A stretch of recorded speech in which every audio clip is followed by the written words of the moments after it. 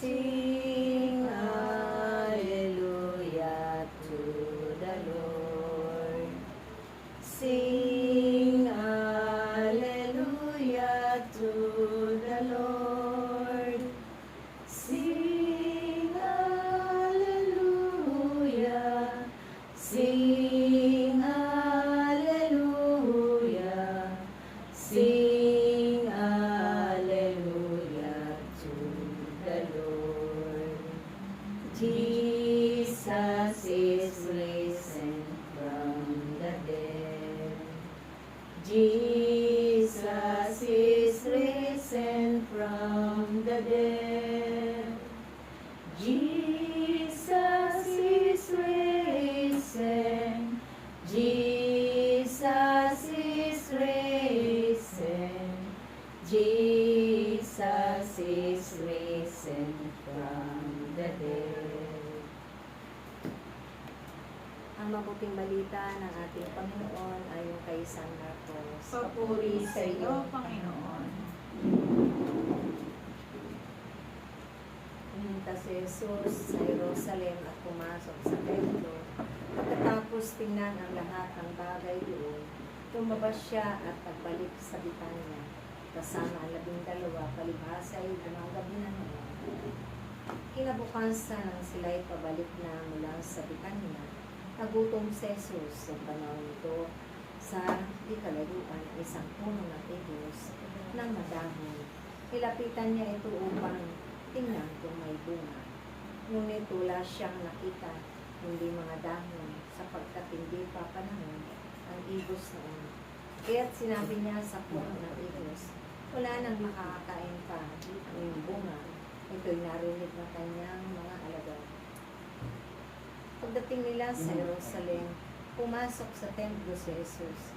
Kanyang ibinagtabuyan ang mga nagbibili at namimili roon at ipinagtataob ang mesa ng mga mamalit ng salapi at ang upuan ng mga nagtitinda sa ng kalapati.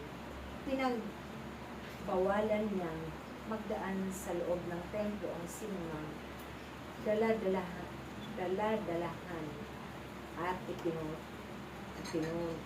tinuruan niya ang mga tao. Sinabi niya, susulat ang aking bahay ay tatawaging bahay dalamnan ang lahat ng bansa. Ngunit ginawa ninyong pugad ng mga magnanakaw. Narinig ito ng mga punong saserdote at mga eskriba.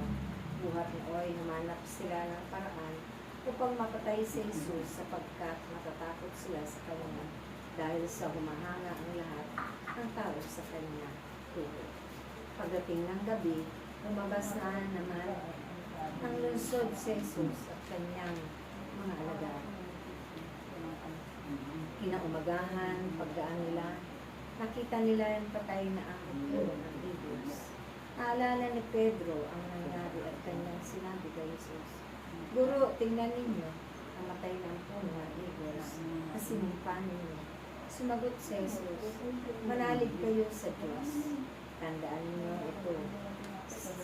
Kung sabihin ninyo sa bundok na ito, umalis ka din, kariyan, tumalon ka sa dagat, na hindi siya nag-aalinlangan, kundi nananalig na mangyayari ang sinabi niya, ito'y gagawin ng Diyos para sa kanya.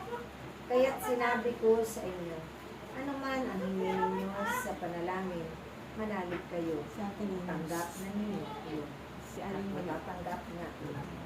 Kapag kayo'y mananalangin, patawarin muna ninyo ang nagkasala sa inyo upang ipatawad din naman sa inyo ng inyong amang nasa langit ang inyong pagkakasala.